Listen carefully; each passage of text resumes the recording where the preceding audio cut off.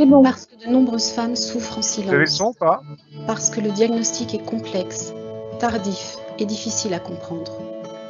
Parce qu'il faut se battre pour une meilleure prise en charge et pour être entendu. Parce que c'est aussi une maladie de couple. EndoFrance a été créée en 2001 pour soutenir les femmes et leur entourage. Rencontres amicales, groupes de parole et ateliers sont autant de lieux d'échange sur le comment vivre avec la maladie. Grâce à notre comité scientifique composé d'experts reconnus pour leurs compétences, nous délivrons une information validée scientifiquement. Pour informer le public sur cette maladie gynécologique chronique touchant 1 à 2 femmes sur 10, nous organisons semaine après semaine, dans toute la France, des conférences et des tables rondes. Pour compléter notre mission d'information, nous avons publié les idées reçues sur l'endométriose avec le soutien de spécialistes et avons coproduit le film « Toi, mon endo ». Ayant à cœur de faciliter un diagnostic précoce pour les adolescentes, nous menons des actions de sensibilisation dans les collèges et lycées et intervenons dans la formation des infirmières scolaires. Agissant depuis notre création auprès des pouvoirs publics pour la reconnaissance de la maladie, nous avons également rédigé un chapitre des recommandations pour la pratique clinique de l'endométriose, publié par la Haute Autorité de Santé et le Collège national des gynécologues et obstétriciens de France. Nous travaillons avec les autorités publiques à la mise en place des filières de soins dédiées à l'endométriose et intervenons dans diverses commissions ministérielles. Première association de lutte contre l'endométriose à être agréée par le ministère de la Santé en 2018, nous œuvrons sur le terrain en étant un pont entre institutions médicales et patients.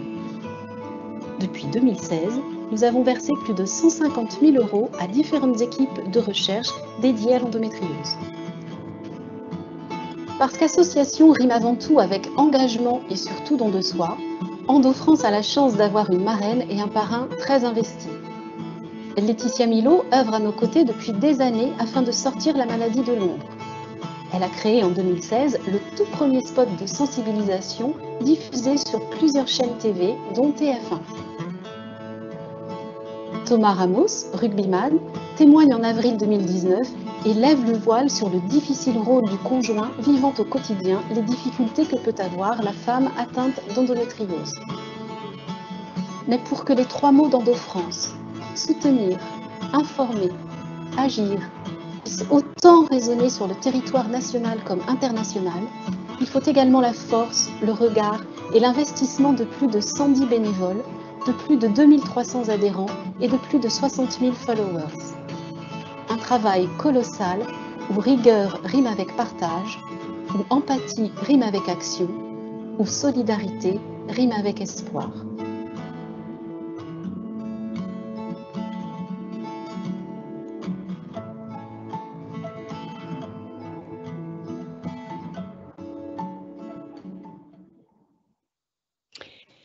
Bonjour à tous et à tous. Merci d'avoir répondu présent à cette invitation qui va vous parler des techniques de chirurgie mini-invasive pour l'endométriose rectale notamment, entre autres, parce qu'il y aura d'autres thèmes qui seront abordés tout à l'heure. Je suis Yasmine Kando, présidente de l'association EndoFrance. Ma caméra ne fonctionne pas, donc je suis désolée, ça vous oblige à être un peu plus attentif et à écouter. Je voulais remercier tout d'abord les Hospices civils de Lyon et à Monsieur Bernard en particulier d'avoir souhaité organiser cette séance d'information.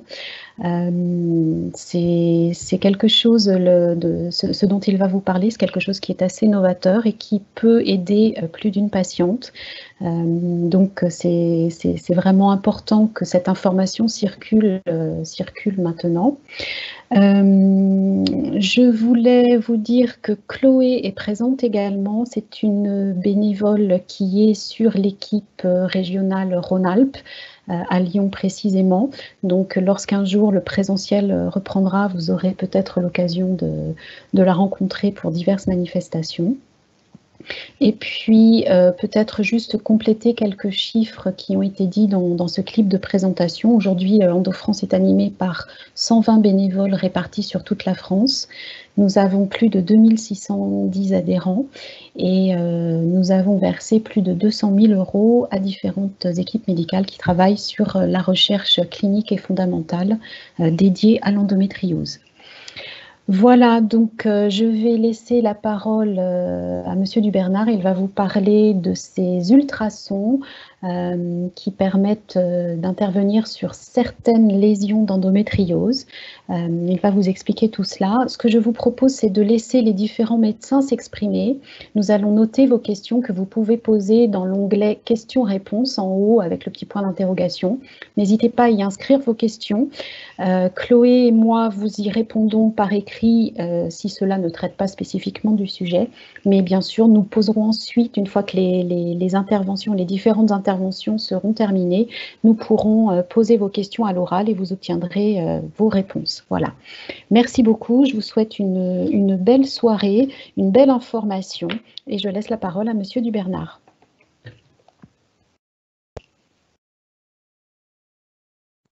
Pour cette introduction. Donc moi, à mon tour de faire quelques remerciements. Tout d'abord, bien sûr, la communication des hospices civils de Lyon qui effectivement nous ont permis aussi d'organiser cet événement. Et je tiens également à les féliciter puisqu'ils ont obtenu tout récemment, il y a quelques jours, le Grand Prix de la communication hospitalière. Donc je crois que on peut que les féliciter. Je veux aussi remercier le service informatique sans qui on n'aurait pas pu organiser cet événement grâce justement à leur possibilité d'ouvrir cette plateforme à de très nombreuses participants. L'équipe et puis enfin bien sûr l'équipe médicale et paramédicale du service que j'ai la chance de diriger, et notamment les 3 personnes qui vont intervenir avec moi ce soir. Je pense à Sophie Barambourg, à Audrey Aquin, radiologue, et puis le docteur Charles-André Philippe. Je veux également, bien sûr, remercier EndoFrance. Et EndoFrance collabore depuis longtemps dans le service et nous soutient, vous l'avez dit, Madame Cando, sur plus de 200 000 € versés pour le soutien à la recherche. Et je tenais à vous remercier tout particulièrement pour le projet Endométriose et douleur, Endodol, qui est ce projet qui est dont l'investigatrice principale est le docteur Patricia Branche, à laquelle on collabore bien entendu. La psychologue est Marie Desmaïs, et c'est donc l'évaluation des pratiques nouvelles périopératoires et non médicamenteuses dans l'endométriose, au carrefour entre la gynécologie et la douleur chronique. Et l'objectif de cette étude est d'évaluer le bénéfice d'une prise en charge psychologique de groupe et corporelle sur la qualité de vie globale des patientes atteintes d'endométriose et ayant nécessité une prise en charge chirurgicale ou qui vont bénéficier d'une prise en charge chirurgicale. Donc vous nous avez aidé à hauteur de 15 000 € sur un total de 80 000 €. C'est une étude qui est en cours, un peu perturbée par le Covid, comme toutes les réunions de groupe sont quand même difficiles, mais on maintient le cap. Et donc on voulait vraiment vous remercier pour votre soutien et l'organisation aussi de ce webinaire ce soir. Avec plaisir. Merci. Le programme, donc je vais vous parler des ultrasons focalisés. Audrey Aquin, donc radiologue, vous parlera d'une technique très innovante, puisque nous avions retrouvé qu'un cas dans la littérature. C'est un traitement par radiofréquence des endométrioses de paroi. Les ponctions alcoolisation des kystes endométriosiques sur la préservation de la réserve ovarienne, où en est-on actuellement par rapport à la technique chirurgicale conventionnelle que sont les célioscopies le plus souvent. C'est le docteur Sophie Barambourg. Et puis donc les perspectives de traitement de l'adénomiose, et ça c'est le docteur Charles-André Philippe, qui est également gynécologue comme Sophie Barambourg dans le service, qui vous fera cette présentation. Donc, la prise en charge d'endométriose rectale par ultrason focalisé, où en est-on? Je crois ça a donné beaucoup d'espoir à bon nombre de patientes. Je crois qu'on vous devait finalement de vous communiquer les résultats et vous dire un petit peu où on en est depuis finalement le début de cette étude en 2015 et la fin de l'étude en 2018, et vous dire exactement les perspectives. Alors, pour faire très simple sur les ultrasons focalisés à haute intensité, nous avons en fait un transducteur qui est une source d'ultrasons focalisés à haute intensité. Et pour faire très simple, c'est comme si vous aviez 16 sondes d'échographie rassemblées en une, et donc vous, avec des intensités d'énergie qui sont beaucoup plus élevées que sur une simple sonde d'échographie, si bien que ces 16 sondes d'échographie les unes à côté des autres vont permettre d'envoyer des ultrasons qui vont être toutes focalisées sur la zone d'intérêt, la zone que l'on cherche à traiter, et en l'occurrence le nodule d'endométriose rectale. À la différence des ultrasons classiques en échographie où les faisceaux d'ultrasons sont parallèles les uns des autres, là les faisceaux ultrasonores ils vont tous converger sur la même zone d'intérêt. Donc en gros 16 sondes d'échographie avec une énergie plus importante et qui est toute focalisée sur la zone d'intérêt. Si vous allez remarquer, si vous voyez sur ce premier schéma, la température, en fait, au point de focalisation des ultrasons, elle atteint 80 à 85 degrés, mais c'est vraiment sur la zone de focalisation et à proximité. Et toute la partie au début de la source, à la proximité de la source d'ultrasons à haute intensité, les ultrasons ne sont pas suffisamment focalisés pour entraîner une élévation importante de la température et un risque pour les tissus partagés, pour les tissus qui se trouvent entre le transducteur et la nodule d'endométriose. Pour information, vous voyez la petite zone rouge, la zone de traitement, elle fait 1,7 mm par 5 mm, ça correspond à peu près à un grain de riz. Chaque zone de focalisation correspond à un grain de riz. Et donc on monte à 80-85 degrés. Pour vous illustrer le faible risque de lésion des tissus traversés quand on est à proximité du transducteur, je vais vous passer une petite vidéo. Vous avez une plaque ici de plexiglas et vous avez la main d'un médecin qui passe entre le faisceau ultrasonore qui est délivré par cette coupole dorée. Et donc, vous allez voir qu'il n'y a aucune lésion sur la main, aucune souffrance. Et bien sûr, et sur la plaque de plexiglas, vous allez voir qu'elle est en train de fondre. On a ici la plaque de plexiglas qui fond. Et vous voyez, la personne passe sa main dans le faisceau ultrasonore, qui est un faisceau extrêmement puissant, puisque c'est une machine qui permet de traiter les fibromes.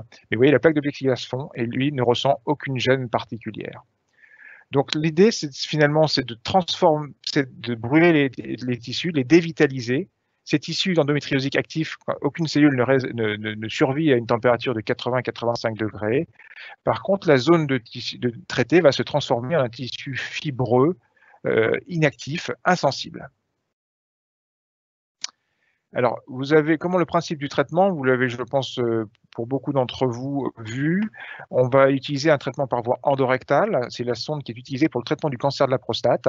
Et donc, le premier temps va être, vous voyez, la sonde est introduite par voie endorectale. On a ici le vagin, et bien sûr, on met juste une pince sur le vagin pour maintenir l'utérus pour pas qu'il bouge. Et donc, le nodule va être repéré tout d'abord en échographie parce que cette sonde Focal One, elle a en son centre une cellule d'échographie qui permet de visualiser le nodule d'endométriose. Donc, on va définir comme ça, dans le premier passage, la limite supérieure de la lésion, la limite inférieure, la limite interne, la limite externe, et puis la profondeur de la lésion et définir un volume de traitement. Donc ça, c'est le balayage échographique en premier. Et puis ensuite, une fois que nous, les médecins, nous allons définir les limites de traitement dans le volume que nous aurons prédéfini. Et donc, dans ce nodule, la machine va nous dire, j'ai besoin de traiter, de faire 20, 30, 40, 50 tirs. Et vous verrez que ce qu'on va vous montrer, c'est que ce nodule, il est découpé en plusieurs tranches. C'est-à-dire qu'on a fait un volume, on a inclus le nodule dans un volume de traitement, et ce nodule est découpé en habituellement 5, 6, 7 tranches, espacées de 1 à 2 mm les unes des autres. Et donc, sur chaque tranche, on va avoir un nombre de tirs défini automatiquement par la machine. Le traitement se fait sous rachi-anesthésie, mais il peut être fait sous anesthésie générale. Ça dépend vraiment du souhait de la patiente, de l'expertise des équipes, de l'organisation. Donc, peu importe, sous rachi-anesthésie ou sous anesthésie générale. Vous voyez ici une patiente en décubitus latéral, et donc on a un petit fil qui permet de fixer l'utérus. Vous voyez une pince qui permet de fixer l'utérus pour pas le mobiliser. Quand la sonde se mobilise, comme ça l'utérus reste bien en place, ça permet de ne pas modifier les repères de traitement. Et puis la sonde Focal One, vous voyez, avec son support, et la console où on a un traitement bien sûr qui est contrôlé en temps réel par le praticien. Et là, c'est le docteur Sophie Warenbourg qui est aux commandes. Ce que je vous ai montré ici, vous voyez, imaginez, ce petit dessin en dessous, délimité par un trait bleu, c'est donc là, le nodule d'endométriose. Ce nodule d'endométriose, donc nous, les pratiques, c'est sur une tranche de section, il va y en avoir à peu près 5 à 7, comme je vous l'ai dit, successives, et sur chaque tranche de section, on va avoir comme ça, la machine, on délimite le nodule, c'est nous qui mettons les petits points bleus que vous voyez, et la machine ne pourra pas dépasser ces zones de traitement. Par contre, dans cette zone, la machine va nous dire, moi, je vais pouvoir mettre 25 points, et c'est ces 25 points qui correspondent chaque fois à un volume correspondant de traitement d'un grain de riz. Donc, vous voyez, les traitements vont superposer les uns les autres, les uns à côté des autres, et une fois que la tranche de section a été traitée en totalité, on va passer à la tranche supérieure. Tous les traitements vont être faits, puis à la tranche encore supérieure. Et donc, on a, je vous dis, en moyenne, entre 5 et 7 à 8 tranches de traitement. Voilà un exemple de traitement. Vous voyez, c'est la lésion que vous voyez tout à l'heure. Donc, la limite, nous avons défini la limite de traitement. Le nodule d'endométriose, on ne le voit pas très bien parce que j'ai coupé pile en plein traitement. Le nodule d'endométriose, il est au contact de la paroi rectale. C'est une espèce d'image en sablier au sein de la zone délimitée par le bleu. Et donc, chaque point rouge est une zone traitée. Et donc, ensuite, la machine va, vous voyez, traiter les points les uns à la suite des autres successivement.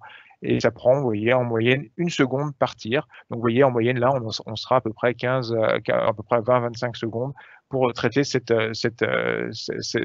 tranche. Au début, on a peu de tirs, bien sûr, puisqu'on est sur la partie basse de la lésion. Puis après, on a la partie principale où on a en moyenne 2 à 3 rangées de traitement par tranche. Et puis ensuite, ça rentre petit à petit, puis le nombre de tirs diminue. Alors, nous avons donc terminé, bien sûr, la première étude pour laquelle on avait communiqué sur cette première mondiale. Nous avons inclus 23 patients dans cette première étude et nous avons pu malheureusement en traiter 20, donc 3 patients n'ont pas pu être traités par cette technique. Les localisations des lésions endométriosiques digestives qui ont été traitées, nous avons traité 8 patientes qui avaient des lésions du moyen rectum, c'est-à-dire entre 5 et 10 cm de l'anus. Nous avons inclus 8 patientes, pardon, et ces lésions étaient entre 5 et 10 cm par rapport à l'anus, et 7 patientes ont pu être traitées. Les lésions du haut rectum, c'est-à-dire des lésions qui sont entre 10 et 15 cm par rapport à l'anus, 12 patientes, et 12 patientes ont pu être traitées. On est dans la zone qu'on appelle un peu vulgairement l'ampoule rectale, et c'est là où finalement on peut très facilement gonfler le ballonnet qui permet d'optimiser le traitement. Et les lésions sigmoïdiennes, c'est-à-dire qu'on est à peu près à 15 cm, voire un petit peu au-dessus. On avait 3 patientes qui avaient des lésions sigmoïdiennes et une seule a pu être traitée. Donc c'était une étude de faisabilité. C'était l'objectif principal. Nous avons une durée moyenne de la procédure, c'est-à-dire introduction de la sonde et sortie de la sonde de 55 minutes sur ces 20 patientes traitées. La durée de traitement par patiente, c'est-à-dire la durée des tirs, c'était entre 2 et 6 minutes. Et toutes les patientes sont sorties le lendemain du traitement. Donc déjà un point très important, je vous l'ai mis à droite sur la diapositive, c'est les lésions qui apparaissent les plus adaptées pour ce traitement, c'est les lésions du rectum. Et ça, c'est très important. Et il faut, si ce traitement peut vous intéresser et savoir s'il vous concerne, il est important de préciser si c'est une lésion rectale ou une lésion sigmoïdienne. On ne traitera pas les lésions sigmoïdiennes parce qu'elles sont trop hautes et le traitement chirurgical marche très bien sur ces techniques et est peu délabrant et mutilant. À l'inverse, les lésions du rectum, c'est une chirurgie très complexe et donc avec des séquelles fonctionnelles importantes. Et donc c'est sur ces lésions-là qu'on réalise ce type de traitement. Et vous voyez, c'est sur ces localisations que le traitement, qu'on a pu inclure le maximum de patientes. Donc lésion idéale, c'est entre 8 et 15 cm au maximum par rapport à l'anus. Les résultats sur le plan des suites opératoires, déjà un point capital, c'est que nous avons, et c'était un peu notre angoisse avec l'équipe, observé aucune fistule rectovaginale. c'est-à-dire des communications entre le rectum et le vagin. On brûle la lésion qui est au contact de la paroi rectale. On a une marge de sécurité qui nous est imposée par la machine et le constructeur EDAP TMS, et donc qui est de 3 mm. Et la société était très sûre de leur sécurité, ça s'est confirmé. Aucune mauvaise surprise de ce côté-là. Je vous rappelle que dans une très grosse série publiée récemment, 3,8% des patientes après chirurgie colorectale ont présenté une fistule rectovaginale. Donc sur nos 20 premières patientes, aucune fistule rectovaginale. Qu'est-ce qu'on a observé? Des douleurs rectales, la sonde n'est pas de petit diamètre, des brûlures rectales, un ballonnement, des rectoragies minimes, une constipation, un peu d'appréhension pour aller à la selle, un saignement vaginal, des douleurs vaginales liées à la mise en place de la pince, brûlures urinaires, pollakiurie. Ces patientes sont sondées, donc effectivement, elles ont des petites, parfois des infections, parfois des brûlures liées à la sonde, et puis des douleurs lombaires basses, essentiellement rattachées à l'arraché-anesthésie. Toutes ces complications que vous voyez, elles ont toutes été répertoriées bien sûr, c'est toutes des complications de grade 1, c'est-à-dire des complications qui n'ont pas nécessité de réhospitalisation, qui n'ont pas nécessité de gestes de traitements médicaux particuliers. Une seule complication était une complication de grade 2, c'était une complication secondaire à l'arraché-anesthésie qui a évolué tout à fait favorablement, le genre de complication que l'on peut constater notamment après les pauses de l'arraché-anesthésie ou de péridurale lors des accouchements, donc une complication de grade 2. En comparaison, la chirurgie colorectale, toujours dans cette grosse série française publiée par l'équipe d'Horace Roman, 14% de complications après chirurgie de grade 3, c'est-à-dire ces complications de grade 3, elles nécessitent un geste de radiologie interventionnelle ou une reprise chirurgicale. Donc vous voyez, ce traitement est mini-invasif, les complications post-opératoires apparaissent nettement moins importantes et moins sévères que ce que l'on peut observer après chirurgie. Qu'en est-il des résultats sur les symptômes? Les symptômes, nous avons ici, c'est des diagrammes radar, c'est donc une échelle visuelle analogique, donc on répertorie l'intensité des symptômes chez les patientes entre 0 et 10, 10 étant la douleur maximale la plus insupportable. Et donc vous voyez qu'on a évalué les symptômes à 1, 3 et 6 mois. Et donc, en ce qui concerne les douleurs de règles, elles étaient à 7 avant le début, avant le traitement IFU. Dès le premier mois, elles étaient à 4, puis elles sont tombées à 3,5 à 3 mois et à 3,5 à 6 mois. Ces douleurs étaient statistiquement significatives, cette amélioration des douleurs était statistiquement significative, c'est-à-dire qu'il y a moins de 5% de risque que ce que l'on observe là soit lié au hasard. C'est donc bien probablement l'effet du traitement qui est le responsable de ces résultats. Si on regarde les douleurs lors des rapports sexuels, c'est ce qu'on appelle les dyspareunies. Là encore, vous voyez les dyspareunies qui étaient en moyenne à 5,8, elles sont tombées dès le premier mois à 2, et après elles étaient à 2,5, à 3, pardon, 3,5, donc une amélioration également significative. En ce qui concerne les symptômes digestifs, regardez pareil, les diarrhées ont très nettement diminué, hein, on est passé d'une gêne liée à la diarrhée à 4 à moins de 2. La constipation, il en était de même, une constipation qui était aux alentours de 6, elle est tombée à 4,5. Saignements rectaux, ce qu'on appelle des rectoragies, c'est tout à fait exceptionnel, même chez les patients qui ont des grosses lésions endométriosiques, il y en avait très peu avant, il y en avait encore moins après, bien évidemment, mais ce n'est pas significatif, il y avait trop peu de cas. Les faux besoins, les faux besoins d'aller à la selle, on a pareil une diminution très significative du nombre de faux besoins, vous voyez, chez ces patientes. Les ténesmes, c'est ce qu'on appelle les crampes au niveau du rectal. Au niveau rectal, c'est très invalidant, très douloureux. Ces ténesmes est évaluées, vous voyez, en moyenne à 7 sur 10. Elles sont tombées à 3 sur 10 et ensuite à 2, voire 1 sur 10 à 6 mois. Et enfin, les dyskésies, c'est des douleurs pour aller à la selle. Vous savez que les patients parfois font vraiment des douleurs pour aller à la selle, comme des lames de rasoir, elles passent une demi-heure sur les toilettes avec des malaises, des transpirations. Là, on se retrouve avec une très nette diminution aussi significative des dyskésies, donc ces douleurs pour aller à la selle. Et pas de troubles urinaires ont été observés après ce type de traitement, alors que dans l'après-chirurgie, on est à 8% de patientes qui présentent des autosondages, parfois jusqu'à 6 mois après le traitement chirurgical. Et si on regarde les douleurs, la fatigue, ce qu'on appelle l'asthénie, vous voyez, l'asthénie a aussi très nettement diminué. Les patientes se sentaient fatiguées, elles s'estimaient à 7, elles sont tombées à 5 à 1 mois, et puis à 3 et 6 mois, elles étaient à 3,5. Donc vous voyez des résultats qui sont tout à fait intéressants et spectaculaires pour entre 2 et 6 minutes de traitement. Ce qui est important aussi, et on l'avait bien évalué avec Émile Daraille, c'est finalement la qualité de vie des patientes. C'est bien gentil d'améliorer les symptômes gynécologiques, les symptômes digestifs, mais est-ce que les patientes, elles ont eu une amélioration de la qualité de vie? On a utilisé une échelle de qualité de vie qu'on appelle le score SF36, qui est un score qui est utilisé très largement en chirurgie. Et si vous regardez, là, c'est l'inverse, c'est-à-dire qu'on cherche une amélioration de la qualité de vie. Donc là, plus les courbes sont élevées, plus il y a une qualité de vie qui est importante. On va pas tout détailler puisque vous l'aurez ce diaporama, mais vous voyez qu'en moyenne, les patientes avaient une activité physique. Vous êtes des femmes jeunes, vous avez un travail, vous avez des enfants à vous occuper pour bon nombre d'entre vous, et finalement, vous n'avez pas trop le choix d'être active. Mais vous voyez, alors que l'activité physique est importante, l'après-traitement par ultrason focalisé et de façon significative, on a eu une augmentation de l'activité physique. On a eu aussi une diminution de la limitation liée à la santé physique. Donc, vous voyez, ça va bien dans la même direction. La santé mentale aussi, vous voyez, a été très nettement améliorée. La vitalité, la douleur physique, la santé en général. Et si vous regardez, moi je trouve très intéressant, c'est la partie basse du diagramme, c'est le fonctionnement et le bien-être social.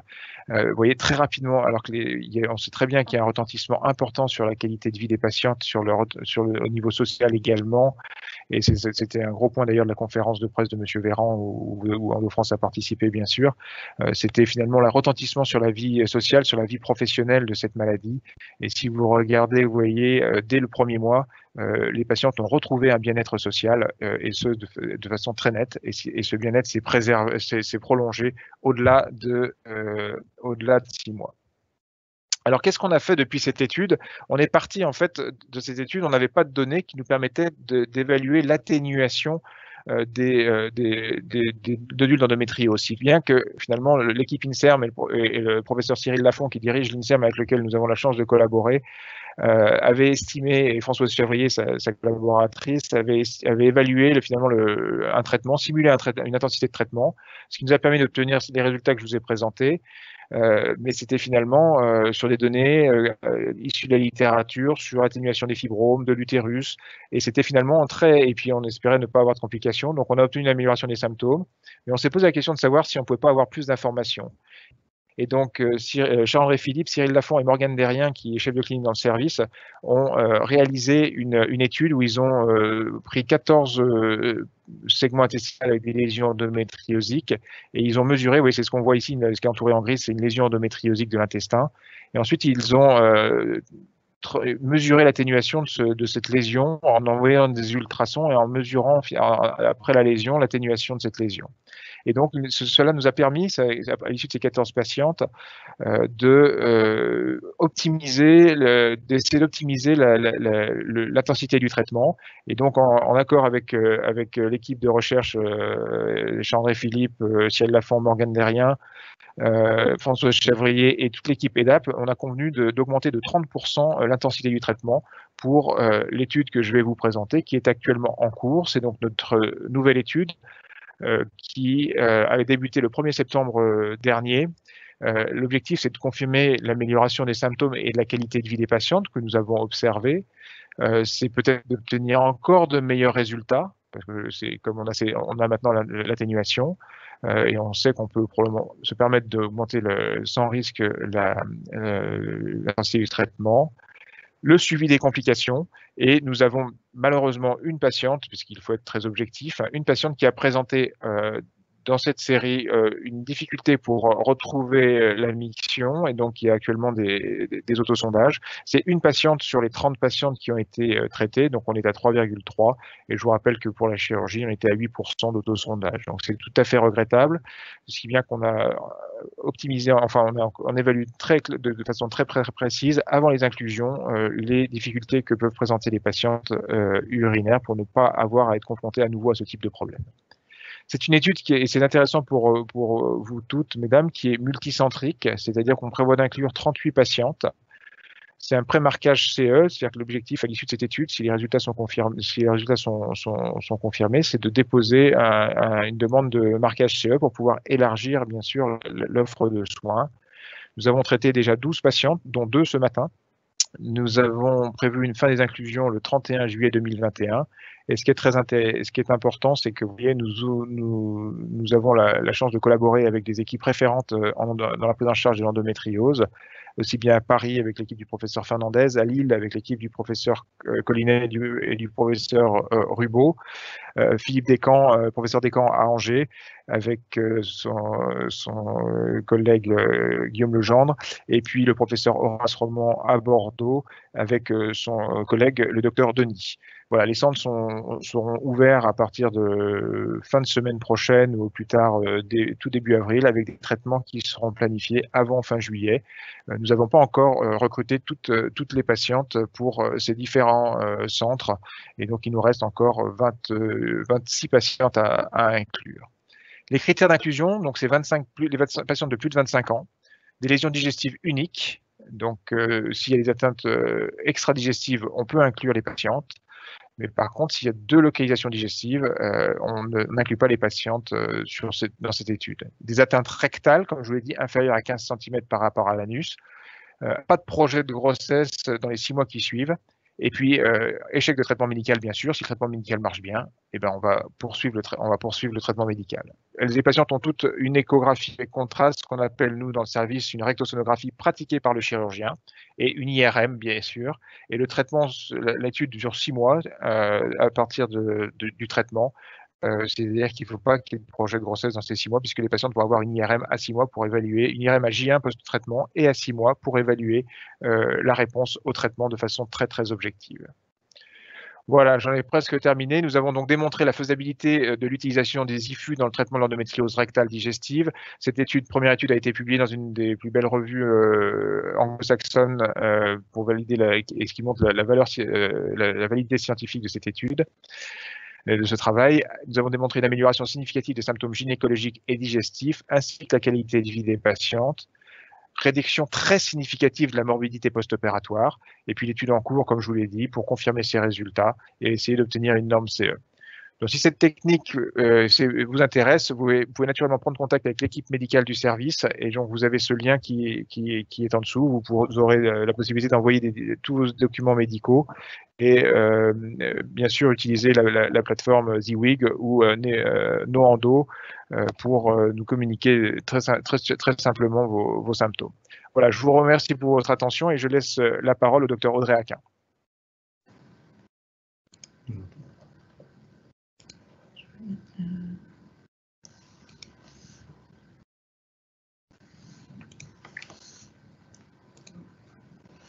Donc Audrey Aquin qui est radiologue. Oui.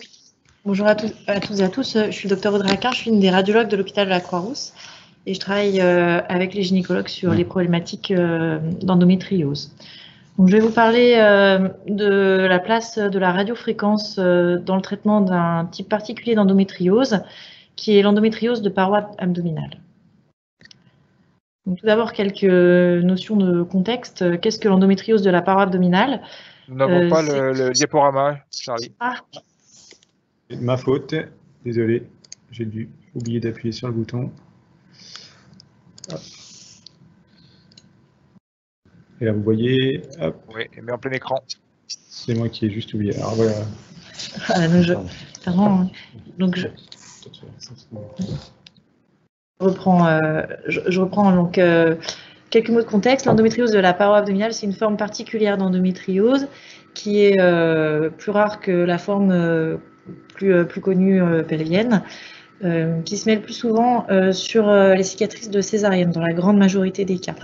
Donc au niveau de la paroi abdominale, en fait, c'est autour des muscles abdominaux. Donc là, comme vous voyez sur l'IRM, donc c'est la boule que vous voyez là blanche. Donc là, c'est une patiente qui est vue de profil. Là, vous voyez son muscle abdominal. Et donc le nodule d'endométriose, c'est la boule qui est là. Donc soit ça peut se mettre juste devant le muscle abdominal, soit carrément ça peut s'insinuer et infiltrer l'intérieur des muscles abdominaux. Donc la plupart du temps, c'est sur les cicatrices de césarienne. Sinon, ça peut aussi être sur les cicatrices de chirurgie d'endométriose. Et parfois, encore plus rarement, ça peut être en l'absence de toute cicatrice au niveau du nombril et du pli de laine. Donc c'est une forme particulière d'endométriose qui peut aussi être isolée, c'est-à-dire que les patientes qui ont une endométriose de paroi, elles peuvent ne pas du tout avoir d'endométriose pelvienne profonde associée. Comment est-ce que ça se manifeste? Donc c'est une tuméfaction, c'est-à-dire une boule au niveau de la paroi abdominale qui est douloureuse, donc soit douloureuse à la palpation ou douloureuse spontanément, avec des douleurs qui sont rythmées par les cycles menstruels. Le délai moyen il est d'environ 4 ans entre la chirurgie, donc le plus souvent césarienne, et le début des symptômes. Et le diagnostic qui se fait déjà cliniquement avec l'examen clinique. Et puis après, on peut faire une échographie ou une IRM pour confirmer le diagnostic. Le traitement de référence de ces nodules, c'est la chirurgie, c'est-à-dire enlever la boule en chirurgie. Donc, en termes de complications, à court terme, ça peut créer des hématomes, des douleurs. À long terme, on peut avoir effectivement la reprise de la cicatrice et puis ce qu'on appelle donc l'éventration, c'est-à-dire un affaiblissement de la paroi abdominale et la paroi abdominale qui n'effectue plus son rôle en fait de soutien, et on peut être amené à faire une reprise chirurgicale en mettant donc une prothèse pour réparer la paroi abdominale dans un second temps. Et donc la place de la radiofréquence. Donc qu'est-ce que la radiofréquence? Donc c'est une technique qui est déjà très utilisée, qui n'est pas toute neuve. Elle est répandue dans d'autres indications, donc notamment en foie ou pour brûler des tumeurs hépatiques ou rénales. Ça s'utilise aussi beaucoup dans la thyroïde, donc c'est vraiment très répandu. Là, l'innovation, on va dire, c'est de l'utiliser sur cette indication d'endométriose. Le principe physique, donc, c'est de la chaleur qui est délivrée autour d'une aiguille. Donc vous voyez là, donc vous avez l'aiguille qui est représentée avec vraiment la boule de chaleur qui va se créer autour et qui va venir détruire tous les tissus qui sont autour de l'aiguille. Donc la question qu'on posait, c'est est-ce que cette technique, qui est donc bien maîtrisée, bien connue, pourrait être une alternative, on va dire, moins invasive que la technique chirurgicale classique pour soulager ces patientes. Donc comment est-ce que ça se déroule? Donc ça se déroule sous anesthésie locale pour les plus petits nodules ou sous anesthésie générale pour les volumes d'ablation plus importants, au bloc de radiologie interventionnelle, en guidage échographique. Donc là, vous avez en bas à gauche, vous voyez, donc on vient positionner les aiguilles et avec l'appareil d'échographie, on vient exactement contrôler ce qu'on fait. Et on réalise de multiples impacts au sein du nodule. Donc comme le professeur Dubernard vous expliquait avant, en fait, c'est un peu le même principe. Donc vous avez tout le volume du nodule qui est là et on vient réaliser des impacts successifs pour au final venir détruire l'ensemble de la zone. Là, vous avez les images d'échographie qui représentent ce qu'on voit en direct. On voit l'aiguille qui vient se mettre au sein du nodule et la zone d'impact qui est la zone blanche là. Et là, c'est un petit peu plus tard dans la procédure, vous voyez toujours le même nodule mais qui vient se remplir peu à peu de toute cette zone blanche qui est la zone de destruction. Donc, sur la Croix-Rousse, on a une étude de faisabilité en cours avec un effectif qui est encore faible. Pour l'instant, on a vu une très bonne efficacité à la fois sur les douleurs et le volume du nodule. Et les complications, donc, on a vu quelques complications à type d'éventration, donc c'est-à-dire le même type de complications que pour la chirurgie, mais vraiment pour les plus volumineux nodules. Et il faut encore qu'on n'a pas encore assez de patientes pour évaluer si c'est plus ou moins fréquent qu'en chirurgie. Mais en tout cas, on n'a pas vu de complications inhérentes à la technique de radiofréquence qui n'existait pas avec la technique de référence.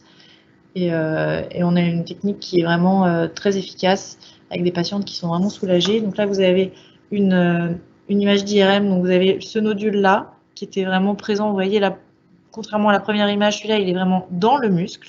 Et vous voyez, en fin de traitement, il n'y a plus du tout de nodules. Ça a été remplacé par une plage de fibrose. Et là, je vous ai mis un dernier exemple. Donc ça, c'est le nodule que je vous ai montré au départ, qui est posé en avant du muscle abdominal. Et en fin de traitement, là, il a complètement disparu. Et comme il est en avant du muscle, il n'infiltre pas le muscle. On n'a pas du tout brûlé le muscle. On a vraiment un traitement complet. Donc là, c'est une patiente qui a été complètement soulagée. C'est des traitements qui permettent de rentrer le matin à l'hôpital et de sortir le soir. Quand c'est des petits nodules, ça se fait très simplement, même sous anesthésie locale. Il y a même une patiente qui est repartie en vélo après.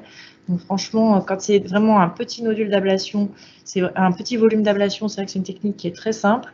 qui se complexifie un peu pour les plus gros nodules, mais qui est en tout cas une belle perspective pour le traitement de ce type d'endométriose. Voilà, je vous remercie de votre attention. Je voudrais juste dire que c'est une technique qui, effectivement, cette étude est supportée par la société Inopat, qui distribue ces aiguilles de radiofréquence et qui soutient, comme tout à l'heure, EDAP-TMS soutient notre projet début. Là, c'est Inopat qui soutient ce projet.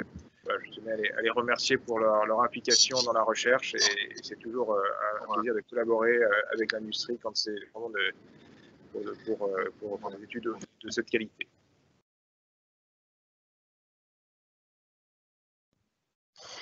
Bonsoir, donc Sophie Varembourg, je suis une des gynécologues de l'équipe de la Croix-Rousse et je vais vous parler d'endométriome. Tac. Voilà, en essayant de commençons à répondre à la question, est-ce que la ponction-alcoolisation des endométriomes préserve les chances de grossesse préserve mieux les chances de grossesse par rapport à une chirurgie conventionnelle par cœlioscopie?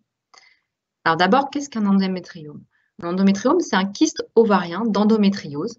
En gros, c'est un kyste qui est rempli de vieux sang. Alors, on parle souvent de kyste couleur chocolat. Enfin, le liquide qui s'écoule fait chocolat parce que c'est du vieux sang qui a cet aspect assez typique d'un endométriome. La taille est très variable. Ça peut être juste quelques millimètres à plus de 10 cm. Ça peut être des endométriomes qui sont vraiment très gros. L'endométriome peut être unique ou multiple et peut toucher 1 ou 2 ovaires. Il peut être plus ou moins douloureux. On estime qu'il y a à peu près 17 à 44% des femmes avec une endométriose qui présentent des endométriomes. L'endométriome, en fait, est rarement isolé. Il y a souvent quand même d'autres lésions qui s'associent. Il y a rarement un seul endométriome sur un ovaire. Il y a souvent au minimum des lésions d'endométriose superficielle qui peuvent s'associer à l'endométriome. Alors, quand est-ce qu'on traite chirurgicalement ?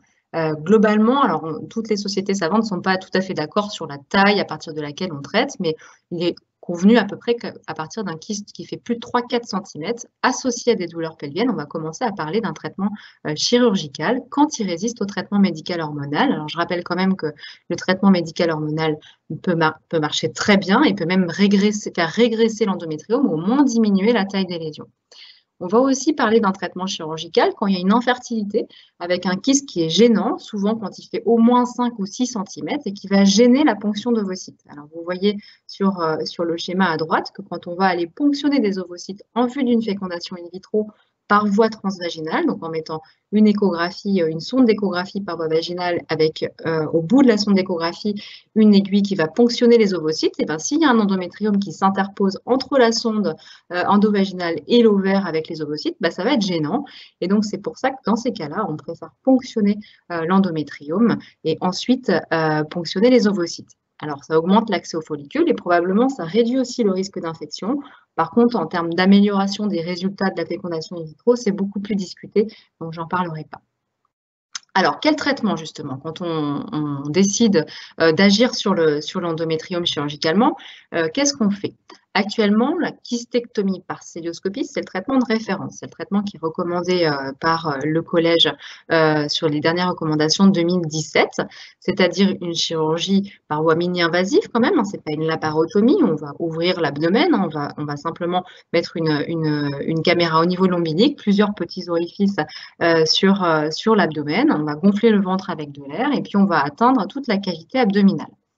La kystectomie, ça consiste à ouvrir l'ovaire, à aller atteindre le kyste, à disséquer tout autour du kyste en essayant d'enlever complètement le kyste. Ce n'est pas toujours évident parce qu'en fait, souvent, on le rompt. Donc là, vous voyez sur les images un liquide couleur chocolat qui s'évacue. Mais il faut vraiment l'enlever en entier. En faisant ça, forcément, on va enlever des toutes petites lésions, morceaux d'ovaire qui sont strictement normaux, d'ovaire sain. Ensuite, il va y avoir des petits saignements, donc on va vouloir coaguler cet ovaire pour arrêter les saignements. Et puis, on va forcément créer une réaction inflammatoire. Et tout ça, ça va avoir un impact sur la fertilité. Alors, la cœlioscopie, elle a aussi l'avantage de pouvoir traiter d'autres lésions. S'il y a des lésions d'endométriose superficielle, on ne va pas s'arrêter à l'endométriome, on va souvent traiter les lésions qui sont associées à l'endométriome. Alors, qu'en est-il justement de la fertilité? Je vous disais que potentiellement, on va abîmer l'ovaire en coagulant, en enlevant des petits morceaux d'ovaire. Quand on parle de fertilité, on parle de réserve ovarienne. On évalue la réserve ovarienne qui est le stock d'ovocytes disponible. Alors, on sait que ce stock d'ovocytes disponible, il va diminuer avec l'âge et puis il va diminuer en cas de chirurgie ovarienne. Dès qu'on va toucher à l'ovaire, on va diminuer probablement la réserve ovarienne. On parle souvent de deux principaux marqueurs de réserve ovarienne donc qui est disponible. Alors, ce n'est pas des marqueurs parfaits. Ce n'est pas parce qu'il y a un des marqueurs qui est bas qu'on va avoir des difficultés à tomber enceinte, mais c'est les deux éléments dont on dispose pour essayer d'évaluer au mieux la réserve ovarienne. Il y a l'AMH, qui est une hormone qui est dosée dans le sang, qui était initialement pas tout à fait développée pour évaluer la réserve ovarienne, mais qu'on utilise quand même pour ça, pour essayer de savoir un petit peu où on en est du stock d'ovocytes. Et puis, il y a le CFA. Le CFA, c'est le compte des follicules, donc des ovocytes, en échographie. On sait que la présence d'un endométriome peut diminuer la réserve ovarienne, surtout s'il y a une taille importante. Probablement parce qu'en fait, on peut avoir un gros kyste qui va comprimer un petit peu l'ovaire et qui va diminuer la quantité d'ovocytes. Et puis, on sait aussi que la chirurgie et donc la cystectomie diminuent la réserve ovarienne. Toutes les études sont assez formelles là-dessus. Il y a par exemple des études qui montrent que la diminution de l'AMH, donc un des marqueurs de la réserve ovarienne, diminue de près de 50% à 1 an. Donc c'est vraiment significatif. Il y a même des cas de crise de ménopause précoce après kystectomie. Alors c'est quand même assez rare, mais on a quand même tous dans nos patientes des femmes qui ont été opérées de plusieurs kystectomies, donc plusieurs endométriomes qui ont récidivé et qui ont une réserve qui est basse, voire même une infertilité. Et c'est là où est tout l'enjeu de réfléchir à d'autres chirurgies ou à d'autres alternatives qui pourraient préserver au mieux la fertilité. Alors justement, une alternative pourrait être la ponction-alcoolisation. Ce n'est pas une technique qui est ancienne, qui est nouvelle, pardon, c'est une technique qui est assez ancienne puisqu'elle est développée depuis 1988. Il s'agit de ponctionner l'ovaire. Donc, paroi vaginale, c'est exactement le même principe que la ponction d'ovocytes. On va mettre une sonde endovaginale, au bout de laquelle on va glisser une aiguille. Les endométriomes, ils sont la plupart du temps, pas toujours, mais la plupart du temps, juste derrière le vagin. Donc, ils ont un accès direct au fond vaginal. On va donc glisser cette aiguille, ponctionner complètement l'endométriome, le vider, mettre de l'alcool dedans, de l'éthanol, qu'on laisse pendant 10 minutes, c'est ce qu'on appelle la sclérothérapie. Et puis ensuite, on vide l'éthanol, on l'enlève complètement. La durée totale de la procédure, elle est en général de moins de 20 minutes, c'est ultra rapide, on enlève la sonde et c'est terminé. On sait que l'efficacité est globalement comparable par rapport à une kystectomie classique avec un taux de récidive qui est globalement, alors ça dépend un petit peu des études, mais globalement comparable. Un taux de récidive à moins de 15% à 1 an, voire moindre. Il y a certaines études qui montrent que c'est même mieux que la kystectomie. Mais surtout, en fait, l'intérêt, c'est vraiment que c'est moins invasif, avec peu de complications. Tout au plus, il y a des légères douleurs abdominales. Il y a parfois un petit peu d'alcool qui va autour de l'ovaire, dans la cavité abdominale. Donc, ça peut créer quelques légères douleurs abdominales, des petits saignements, mais qui sont minimes. Globalement, les complications plus graves sont très rares. La récupération est très courte. Il n'y a pas forcément besoin d'arrêt de travail. La patiente sort, bien sûr, le jour même de l'intervention en ambulatoire. Alors, qu'en est-il de la fertilité ? Il y a plusieurs études qui suggèrent qu'il y a une meilleure préservation ovarienne de la ponction-alcoolisation par rapport à la kystectomie. Il n'y aurait pas ou peu de diminution à 6 mois du taux d'AMH, donc c'est un des marqueurs de la réserve ovarienne, après ponction et sclérothérapie à l'éthanol, contrairement à la chirurgie conventionnelle. Globalement, il y a quand même peu d'études qui s'y sont intéressées. Il y a peu d'études qui comparent à la kystectomie, qui est le traitement de référence, et on n'a pas vraiment de résultats à 1 an. En tout cas, ils sont peu nombreux et ils restent à confirmer. On a une étude qui est menée sur les hospices civils de Lyon, sur les 3 sites de gynécologie, où on cherche justement à évaluer le taux d'AMH après ponction d'alcoolisation, donc avant, puis à 3 mois, puis à 1 an de la ponction d'alcoolisation. Là, pour le moment, l'étude est en cours. Elle a commencé l'année dernière. On a quelques patientes qui ont été incluses. On a des résultats qui sont à 3 mois. On montre pour le moment une légère diminution, mais quand même une diminution, mais qui semble bien moindre qu'après kystectomie, même si on ne la compare pas à une kystectomie. Elle a l'air d'être peu importante. Et ce qui va vraiment être intéressant, c'est de regarder à 1 an le résultat de cette ponction à alcoolisation sur la réserve ovarienne. En conclusion, la ponction à alcoolisation permettrait une meilleure préservation de la réserve ovarienne par rapport à la kystectomie par célioscopie, qui actuellement est quand même le traitement qui est recommandé. La ponction à alcoolisation, elle, est recommandée comme alternative en cas d'endométriome récidivant, justement parce qu'on sait que ça va affecter la réserve ovarienne et que quand on a des endométriomes qui récidivent après chirurgie, c'est là où c'est très intéressant. La question est, est-ce qu'il ne faut pas élargir les indications de ponction à alcoolisation, même chez des patients qui n'ont jamais été opérés. Nous, on a tendance à le faire dans le service, même chez des patients qui n'ont jamais été opérés, parce que il semble vraiment que la ponction à alcoolisation préserve mieux la réserve ovarienne, mais c'est bien sûr à confirmer. Pas d'autres études scientifiques. Voilà, je vous remercie.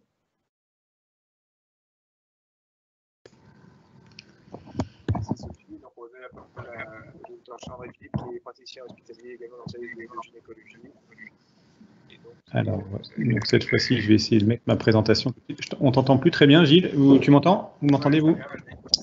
Ok, donc du coup, on va passer au dernier topo de notre petite session en parlant de l'adénomiose, qui est donc un sujet connexe avec l'endométriose, et en allant cette fois un petit peu dans les perspectives un peu futures des idées qu'on a actuellement dans le service, en présentant les traitements mini-invasifs qui pourraient être des candidats intéressants pour le traitement de l'adénomiose.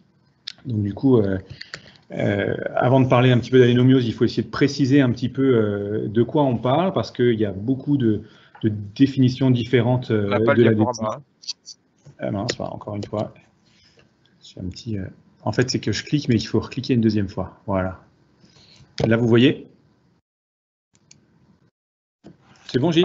Parfait. Parfait. Excusez-moi, du coup, on reprend. Donc, pour dire que l'adénomiose, donc c'est un vrai challenge diagnostique, parce que beaucoup de gens ont des définitions un peu différentes. Parfois, les chirurgiens, les imageurs, les anapathes s'entendent pas toujours, puisque les définitions sont multiples.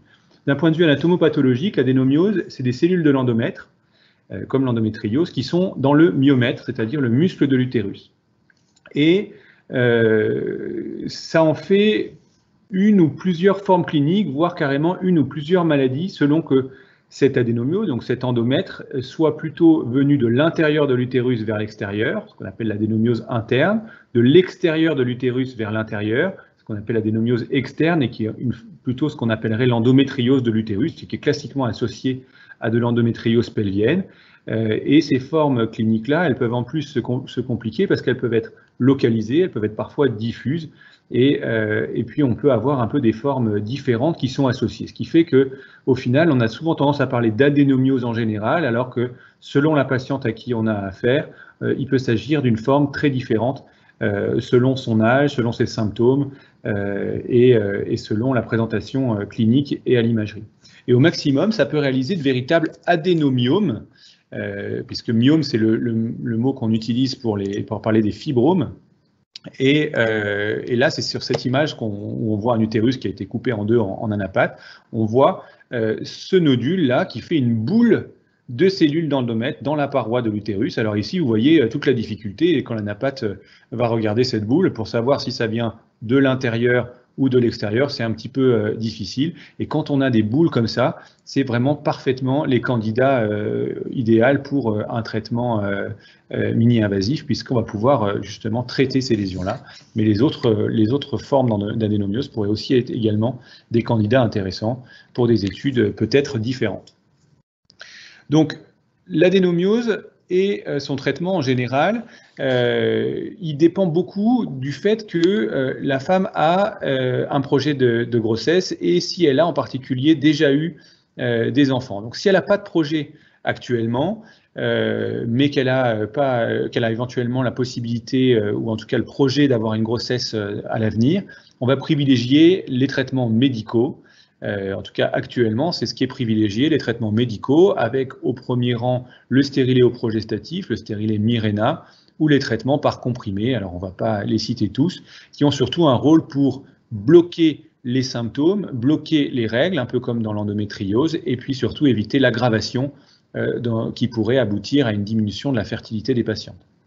Lorsqu'une patiente n'a plus de projet de grossesse et qu'elle souffre d'adénomiose, puisque l'adénomiose, ça se manifeste principalement par des saignements et des douleurs, des règles abondantes, parfois des saignements en dehors des règles, qu'on appelle métrorragie, et souvent des douleurs pendant les règles, comme l'endométriose, avec les dysménorrhées.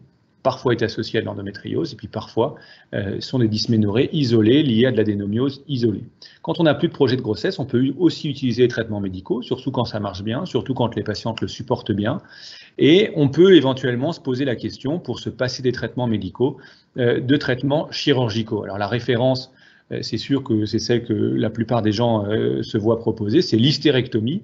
Et nous, on pense ici à la Croix-Rouge que ça devrait être proposé plutôt en dernier recours. On avait fait une publication dans le service qui date de 2018 qui montre que, en particulier dans l'adénomiose, l'endométrectomie, c'est-à-dire un traitement par hystéroscopie, par les voies naturelles, avec une caméra dans l'utérus, permet de traiter efficacement, en brûlant l'endomètre, de brûler également la plupart des cellules d'endomètre qui ont commencé à pénétrer dans le muscle, surtout dans l'endométriose interne, qui apparaît classiquement chez les patientes qui ont 40, 45 ans et qui ont déjà eu des enfants. Ces patientes-là, plutôt que leur proposer de se faire retirer l'utérus, qui est quand même une chirurgie lourde et puis un peu traumatisante, on leur propose de faire simplement une destruction de l'endomètre avec ce petit dispositif qui s'appelle NovaSure, qui est distribué par Hologic, qui se déplie dans la cavité et qui vient brûler en quelques minutes, voire en quelques secondes, l'endomètre et les cellules endométriales autour du myomètre, comme c'est le cas sur ce schéma, et donc traiter l'endométriose. Et on voit donc dans notre étude que à près de 3 ans après le traitement, il y a encore 75 à 80% de patientes qui sont en aménorrhée, enfin qui ont un bon traitement des ménorrhagies et des métrorragies, donc des saignements anormaux de l'utérus. Et puis à 3 ans, il y en a encore 70% qui sont satisfaites et qui n'ont plus aucune douleur lors des règles. Et donc vraiment, il ne faut pas confondre les adénomioses et toujours ne pas oublier d'éliminer ou de rechercher une endométriose associée, parce que l'hystérectomie dans l'adénomiose associée à une endométriose profonde ne guérit pas les symptômes et ne dispense pas d'un traitement médical. Donc du coup, quand on a un projet de grossesse, là, ça devient vraiment très difficile, puisque les traitements médicaux ne sont pas compatibles avec une grossesse. En général, ça agit comme un contraceptif, voire c'est carrément une méthode contraceptive. Donc, il y a quelques solutions qui sont proposées et qui sont assez difficiles. Peut-être que certaines d'entre vous ont été dans ce cas-là. C'est toujours quelque chose qui met assez en difficulté les équipes médicales.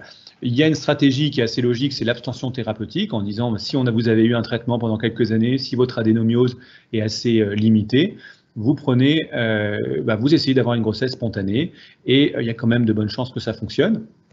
Mais si ça ne fonctionne pas, éventuellement, on peut vous adresser en aide médicale à la procréation pour augmenter les chances de grossesse. Quand ça ne fonctionne pas, on peut tenter, dans le cadre de l'aide médicale à la procréation, faire un traitement avec les agonistes de la LHRH, pour ceux qui ont déjà entendu parler du décapeptyle ou de l'énantone, qui va créer une ménopause artificielle dans le but de faire diminuer l'adénomiose pendant quelques temps et ensuite de proposer un protocole d'aide médicale à la procréation, en général une FIV. Et ça, c'est quand même assez dur à supporter, puisque la ménopause artificielle, ça crée les vrais symptômes de la ménopause, même si c'est que transitoire, c'est toujours assez difficile à supporter. Et enfin, il y a la question de la chirurgie. Alors aujourd'hui, vraiment, la chirurgie pour une femme qui a de l'adénomiose, en particulier de l'adénomiose interne et diffuse avant une grossesse, c'est vraiment pas recommandé. Pour les lésions d'adénomiose externe, c'est-à-dire de l'endométriose de l'utérus, c'est quand même quelque chose qui est volontiers proposé aux patientes, en particulier lorsqu'elles ont déjà essayé d'obtenir une grossesse, en particulier si elles sont déjà passées par l'aide médicale à la procréation et que ça n'a pas fonctionné. On peut leur proposer une chirurgie aujourd'hui pour essayer d'augmenter un petit peu les chances de grossesse spontanée et de réponse à la FIV. Mais quand on résèque des parties de l'utérus, on n'est pas forcément sûr qu'on augmente la fertilité. En tout cas, on prend quand même un risque de fragiliser l'utérus et on voit de plus en plus apparaître des ruptures utérines postérieures, un peu comme il peut exister des ruptures utérines sur des cicatrices de césarienne. Vous voyez ici sur cet IRM vu de profil avec l'utérus qui est ici, qu'il y a la face antérieure de l'utérus est normalement épaisse, et puis toute la face postérieure a été détruite. Et cette patiente-là, c'est une IRM qui a été réalisée après qu'elle ait fait justement une rupture de l'utérus lors de son accouchement. Donc là, aujourd'hui, on est un petit peu en train d'alerter les gens là-dessus en essayant de colliger un peu des cas et d'étudier un petit peu l'effet de ces chirurgies sur les utérus entre avant et après la chirurgie. Donc, si on veut revenir sur le sujet qui nous intéresse ce soir, les traitements mini-invasifs, dans l'adénomiose, l'objectif, c'est de diminuer la morbidité, de conserver la fertilité et d'améliorer la qualité de vie des patientes. Les deux problèmes sur lesquels on a deux axes de réflexion actuellement, c'est les traitements efficaces actuellement, ils ne sont pas compatibles avec une grossesse, et s'il n'y a plus de désir de grossesse, on pense qu'il faut essayer d'éviter au maximum l'hystérectomie. Donc les traitements mini-invasifs, ce soir, je crois que vous êtes tous des spécialistes puisque vous avez vu un petit peu les différentes techniques.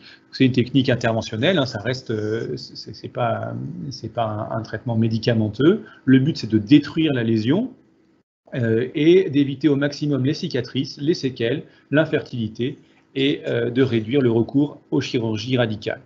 Les candidats, vous en avez déjà entendu parler d'eux ce soir. Il y a la radiofréquence, l'énergie électrique, comme dans l'étude sur la radiofréquence pariétale, et les IFU, qui est ce que vous a présenté M. Dubernard, et qu'on utilise avec la sonde focale One. Il y a aussi un candidat intéressant dont on n'a pas forcément parlé ce soir, c'est la cryothérapie, qui est un peu un cousin de la radiofréquence, mais au lieu de chauffer, on refroidit.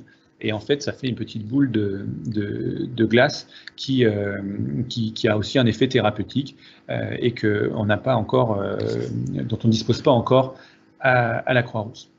Donc la radiofréquence dans l'adénomiose, il y a quand même quelques études qui ont été publiées. Alors vous voyez que c'est quand même pas beaucoup d'études, il n'y en a que 3 qui sont recensées actuellement. La première, c'était seulement un cas en 2006, donc c'est assez récent. Et il y a une étude italienne et une étude chinoise de 15 et 73 patientes respectivement.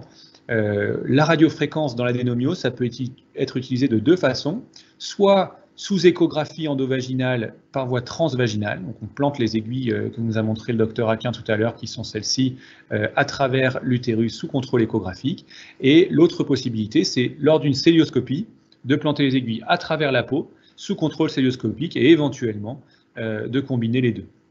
Donc le premier cas, c'était par voie transvaginale. Ils avaient rapporté que quelques mois après le traitement, la patiente avait diminué ses saignements et ses douleurs de 30% à peu près. C'était c'est pas forcément extraordinaire, mais c'était surtout mieux qu'une chirurgie ou encore pire qu'une hystérectomie. La radiofréquence oscilloscopie, la série italienne de 15 cas, montrait une diminution de 65% du volume des adénomyomes à distance, avec une diminution significative des saignements et des douleurs. L'étude chinoise, elle a été faite à nouveau par voie transvaginale, mais cette fois-ci, ils ajoutaient systématiquement un stérilet Mirena en post-procédure, et ce n'était pas orienté vers la fertilité, mais plus vers le contrôle des saignements. Alors là, on peut quand même se poser un petit peu la question de quelle est l'efficacité du Mirena et de la radiofréquence en comparé. Donc pas beaucoup de données, et nous dans le service, comme on a les 2 projets dont on vous a parlé, enfin un projet dont on vous a parlé qui est la radiofréquence de l'endométriose de paroi, on a également un projet qui est en cours sur la radiofréquence et les fibromes, avec même l'idée d'en faire une étude nationale visant à évaluer la fertilité. Et entre la radiofréquence des fibromes et la radiofréquence des adénomyomes, il n'y a qu'un pas qu'on est tout à fait en train de franchir actuellement, en tout cas d'envisager, même si on se dit que le faire sous celluloscopie, même si c'est intéressant et c'est moins invasif, ça reste quand même invasif. Donc c'est pour ça qu'en premier lieu, on s'oriente plutôt vers les ultrasons focalisés pour l'instant. Les ultrasons focalisés qui ont quand même été un petit peu mieux utilisés et un petit peu mieux décrits dans l'adénomiose, notamment la machine que vous a montré M. Dubernard au départ, où notre ami Jackie Chen, représentant de l'IFU, mettait la main entre le plaque de plexiglas et la sonde. Voilà, ils ont utilisé ces sondes-là pour traiter de l'adénomiose. Vous voyez, avec des séries qui sont quand même assez conséquentes, au départ de 20, puis 69, puis des séries de plus de 200 patients, et une efficacité sur les signes fonctionnels, donc sur les symptômes, saignements et douleurs, assez intéressante, entre 80 et 100% selon les études, avec des suivis entre 6 et 40 mois. Donc nous, nos axes de recherche, ils sont doubles. Ce serait d'une part directement et assez rapidement utiliser la sonde Focal One dont on commence à avoir bien l'habitude pour traiter les adénomioses postérieures, donc les adénomyomes postérieurs, exactement celui dont je vous ai montré une image au départ, et également dans les atteintes d'endométriose de l'utérus, que sont les atteintes du torus et des ligaments utérosacrés, qui sont des atteintes très fréquentes, en utilisant exactement les mêmes principes que ce que vous a montré le professeur Dubernard. Donc en termes d'expertise, il suffit pour nous de mettre en place le projet, il n'y a pas de sonde réellement à adapter, même si on bénéficiera probablement de l'expérience du Focal One dans l'endométriose rectosigmoïdienne pour avancer encore plus vite. Et puis dans un deuxième temps, on s'intéresse quand même à l'adénomiose antérieure en développant dans le service actuellement une sonde multitorique donc qui est un petit peu plus grosse et transpariétale et dont on est en train de mettre en place un premier essai actuellement dans le service sur le placenta, donc sur les patients dont on ne peut pas retirer le placenta à la fin des grossesses, c'est des cas assez rares, et pour lesquels on a déjà eu l'autorisation d'utiliser cette sonde chez l'humain. Donc pareil, pour adapter cette sonde à l'adénomiose et au fibrome, il n'y a plus grand-chose à faire, et c'est l'objet de la thèse du docteur Benoît de la Fournière, qui est un autre des médecins du service, un de nos jeunes collègues, et qui débute sa thèse sur ce projet-là, qui est vraiment porteur, en particulier sur la dynamique du service. À quoi ressemble cette sonde torique? Vous voyez, beaucoup plus grosse, elle tient dans la main, mais par contre, elle a une capacité de traiter beaucoup plus rapidement et donc potentiellement des zones beaucoup plus volumineuses en très peu de temps et sans cicatrice du tout, exactement sur le principe on peut mettre la main, là on met la paroi à travers et on pourrait traiter l'utérus, l'adénomiose à travers la paroi sans faire de lésion. Donc pour conclure, l'adénomiose, son problème, c'est que les traitements actuels ne sont pas compatibles avec la grossesse, et ça c'est un vrai souci pour les femmes jeunes qui ont le malheur de souffrir de cette pathologie. La référence en 2021, ça reste l'hystérectomie, et je pense que ce n'est pas vraiment acceptable aujourd'hui. Et nous, notre perspective, toujours dans la mouvance de ce qu'on vous a montré ce soir, éviter les hystérectomies si possible. L'endométrectomie, on avait commencé par montrer que c'était déjà mieux que l'hystérectomie, et on a montré que dans 70% des cas, les patientes qui choisissent ce traitement-là n'ont pas besoin d'hystérectomie. Dans 30% des cas, elles sont à nouveau un peu gênées quelques temps après, et elles peuvent éventuellement avoir une hystérectomie ou éventuellement un deuxième traitement. La place des traitements mini-invasifs, même en alternative à l'hystérectomie, ce n'est pas du tout une idée qu'on écarte. L'idée, c'est que moins on en fait, mieux ce sera pour les patients. Et puis, à moyen terme, la fertilité, limiter les risques obstétricaux, des traitements localisés, sans cicatrice utérine, si possible sans cicatrice sur la peau. La radiofréquence, c'est un candidat intéressant. On bénéficie de l'expertise locale avec le docteur Aquin qui vous a montré ce qu'on fait sur l'endométriose de paroi. Sur les fibromes aussi, on a un petit peu cette expertise-là, donc on aura probablement l'occasion d'essayer. Mais là, pour l'instant, on est plutôt en train de se concentrer sur les IFU. On a déjà la sonde endocavitaire qui est disponible. On a la sonde transpariétale qui est en cours de développement actuellement dans le service et en partenariat avec le LAPTO. Et donc, ça fait 2 projets qui sont vraiment dans les starting blocks pour débuter peut-être à la fin de l'année ou au tout début de l'année prochaine.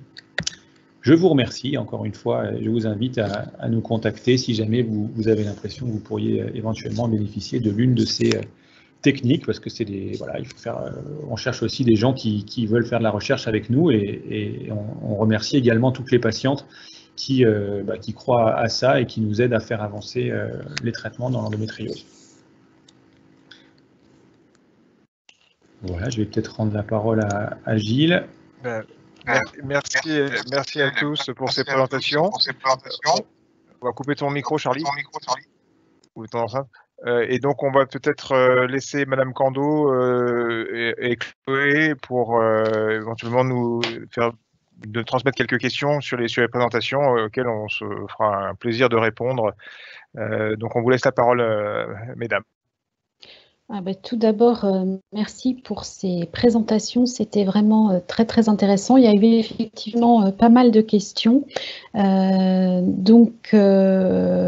Si je peux vous demander peut-être de repréciser les critères d'inclusion sur les atteintes rectales.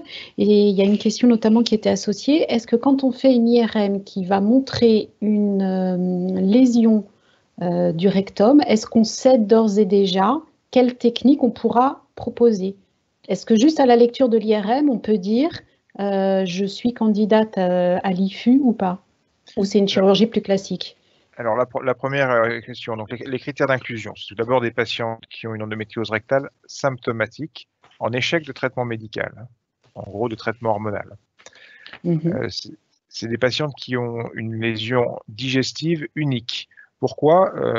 Les lésions les plus symptomatiques, c'est clairement les lésions du rectum, mais si on a une seconde lésion sigmoïdienne ou dans la région proche de l'appendice, ce qui est à peu près 5% des patientes qui ont des endométrioses digestives, on risque d'avoir un biais dans la qualité de l'évolution des symptômes. Donc, c'est pour ça que nous avons exclu les patientes avec des doubles localisations digestives. Ensuite, c'est des patientes qui ont donc des atteintes rectales, c'est à moins de 15 cm de la marge anale. Pourquoi? Parce que la sonde Focalvan, donc, elle est utilisée pour le cancer de la prostate, et donc cette sonde, elle est assez volumineuse et elle est assez rigide, et donc pour arriver à la montée, on a du mal, avec les données de la première étude, à dépasser les 15 cm du rectum. Donc lésion à moins de 15 cm de la marge anale, et puis des patients de plus de 25 ans, ça c'est des précautions classiques qui nous ont été recommandées par l'Agence nationale de la sécurité du médicament.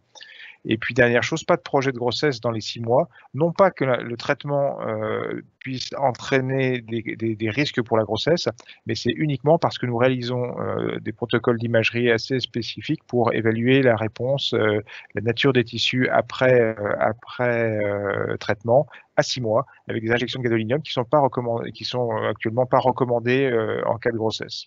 Donc c'est vraiment ces critères, c'est cette raison qui limite les femmes qui ont des projets de grossesse.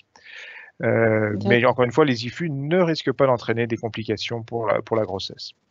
La question de l'IRM, oui, l'IRM, je pense que même si nous pratiquons, donc nos propres échographies, ce que je vous disais en tant que chirurgien, parce qu'on a ces données qui sont très précises et on voit très très bien les lésions rectales, l'IRM est très intéressante parce qu'elle permet de préciser la hauteur de la lésion et rechercher des doubles localisations. Donc oui, sur une IRM réalisée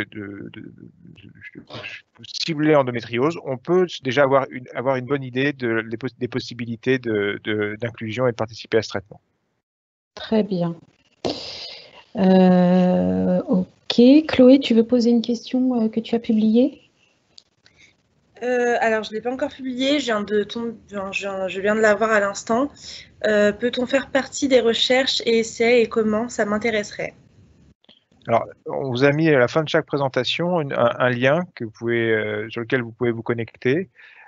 Et donc, vous pouvez effectivement utiliser ce lien. Vous pouvez télécharger des documents, des IRM, des comptes rendus d'échographie. Et puis, ce qui est comme moi, qui a été mis en place très récemment, cette plateforme EndoZiwig, ou la plateforme NoEndo qui a été développée par Clermont-Ferrand.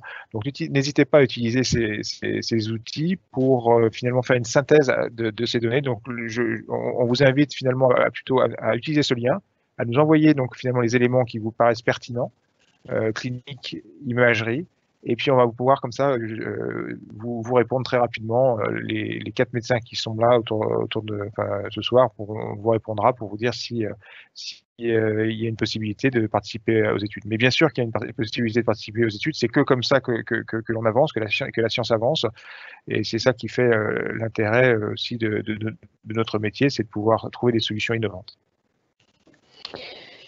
Merci. Alors, j'ai une autre question. Est-ce que les traitements qui sont réalisés par cette technique va détruire la totalité des lésions ou est-ce qu'il va rester quelque part une racine qui fait que la lésion va être susceptible de se redévelopper ultérieurement?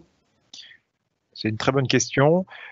Sur la première étude, on a traité, pour la moitié des patientes, on a traité, un peu plus que la moitié des patientes, on n'a pas traité le nodule en entier, puisqu'on était dans une étude de faisabilité, et on a inclus, comme vous l'avez vu, des patientes qui avaient des atteintes du rectum, des atteintes du bas sigmoïde. Et très clairement, on a opéré 2 patientes sur les 20 traités, et c'était des patientes qui avaient des lésions sur la partie basse du sigmoïde, donc qui n'avaient pas été traitées entièrement. Donc oui, il est possible qu'on ne traite pas toutes les lésions. on va traiter une partie importante des lésions et je dirais que les résultats sont quand même encourageants. Rappelons-nous que c'est une maladie fonctionnelle et que l'idée, c'est d'améliorer la symptomatologie douloureuse, la réduire au maximum. Mais effectivement, on n'est pas à l'abri d'une poursuite évolutive de la maladie. Mais en ce qui me concerne, et les discussions avec l'équipe de recherche d'EDAP TMS, je pense notamment à Emmanuel Blanc, on avait cette discussion il y a pas si longtemps que ça, sur justement les possibilités de retraiter.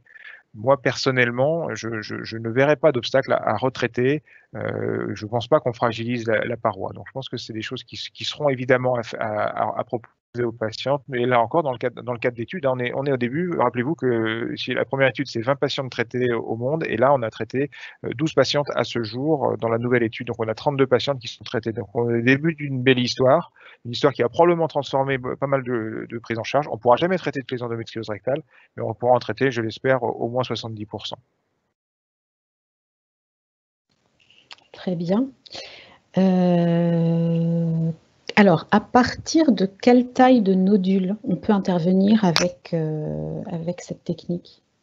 C'est comme pour les nodules d'endométriose de paroi dont parlait le docteur Aquin. Je dirais, plus les nodules, enfin, il faut qu'on puisse quand même bien les visualiser à l'échographie, mais ça, c'est pas trop un problème, on a l'habitude. Je dirais que le problème, c'est plus les nodules sont gros, plus c'est compliqué. Pourquoi? Parce que c'est lié à l'encombrement de la sonde. La sonde, elle est volumineuse, comme je vous l'ai dit. On doit gonfler un petit ballonnet pour refroidir la paroi rectale et permettre la diffusion, on remplit le ballonnet d'eau froide, d'eau dégazéifiée, pour permettre la diffusion des ultrasons et refroidir la paroi rectale. Et si vous voulez, le problème, plus le nodule est volumineux, plus il est sténosant, c'est-à-dire plus il bombe dans la lumière de l'intestin, plus on a du mal à passer la sonde. Et ça, c'est véritablement le facteur limitant pour bon nombre de patientes. Donc, je dirais un nodule de 2, 3 cm, c'est très très bonnes indications. Chloé, tu as une question? Là, j'en cherche en plus de réponses, donc pour l'instant, non, je suis en train d'en chercher. D'accord. Alors, en attendant que tu en cherches, moi j'avais une question pour Madame Warenbourg. Vous êtes intervenue sur l'alcoolisation des kystes. Alors, il me semble que vous l'avez dit dans votre exposé, mais si vous pouvez le répéter pour répondre à la question. En cas de récidive, on peut réintervenir. Est-ce que ça ne gêne pas? Jusqu'à combien de fois on peut faire une alcoolisation sans abîmer la réserve ovarienne? Qu'est-ce qui est préconisé? Alors, pour l'instant, les recommandations, elles sont normalement sur le collège, c'est plutôt une kystectomie.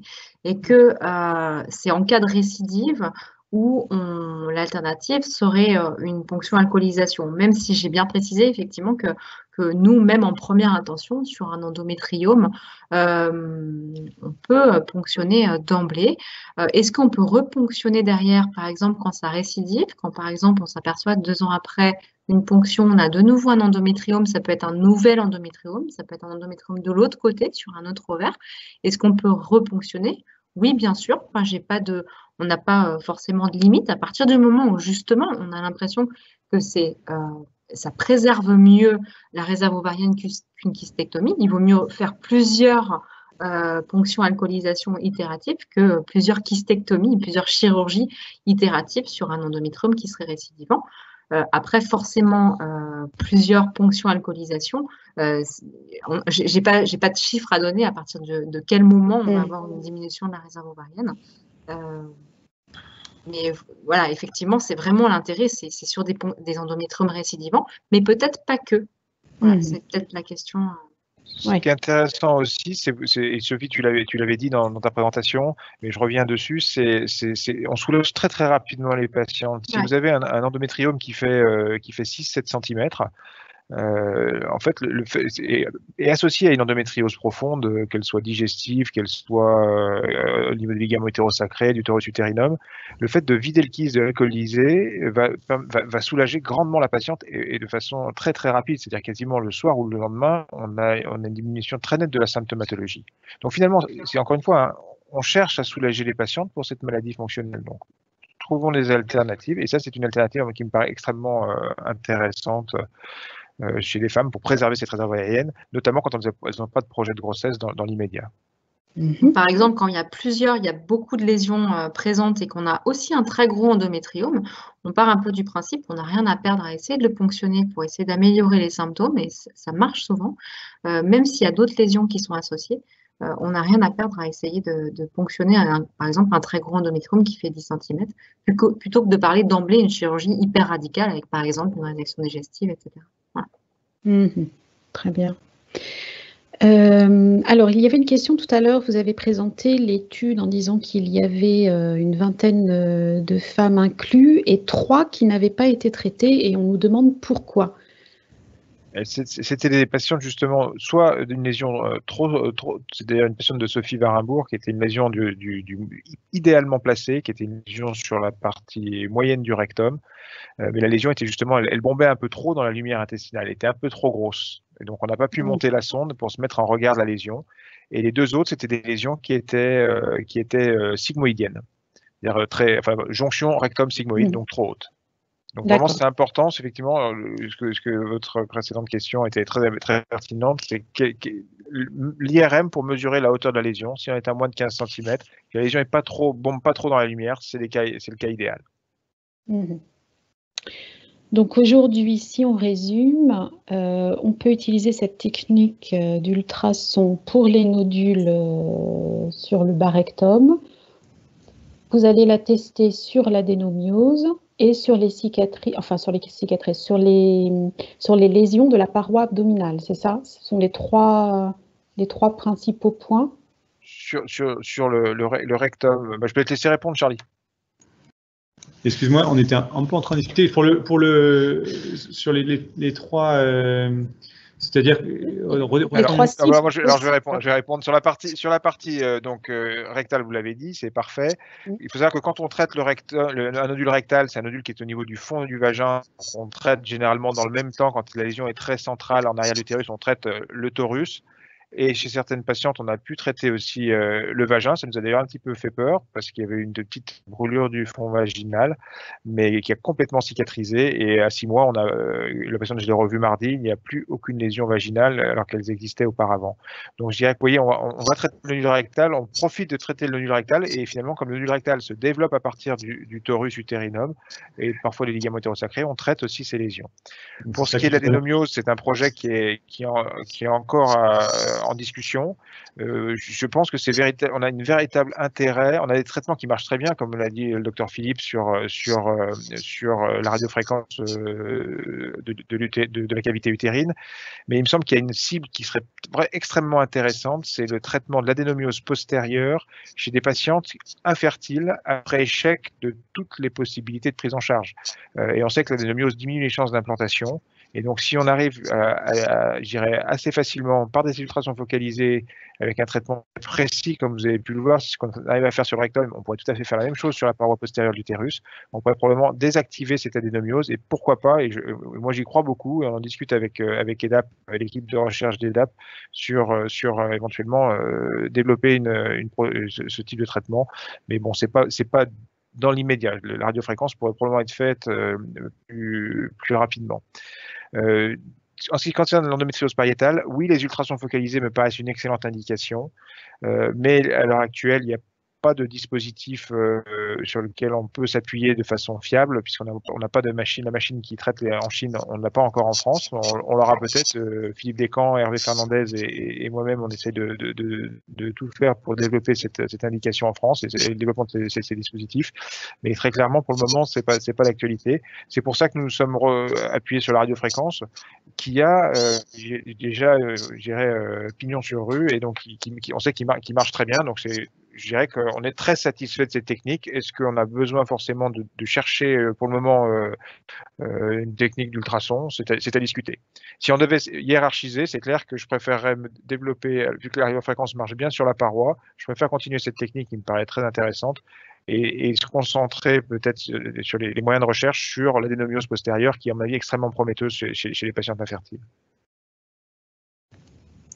Moi, juste pour compléter ce que dit M. Dubernard, je reviendrai juste sur l'exemple que je vous avais montré. Il y a aussi quand même une vraie problématique de cette chirurgie de tous les jours du torus utérinum, qui est cette endométriose externe, cette adénomiose externe dont j'ai montré l'exemple. Enfin, on a remarqué et on a alerté et on est alerté par d'autres collègues chirurgiens de l'endométriose sur ce problème, cette problématique de cette lésion fréquente en arrière de l'utérus qui fragilise l'utérus chez des femmes jeunes et pour lesquelles on a peut-être aussi un petit peu banalisé ces chirurgies de l'arrière de l'utérus, alors que on voit apparaître aujourd'hui des complications quand même assez inquiétantes et qui font poser la question de la légitimité du traitement chirurgical dans cette zone-là.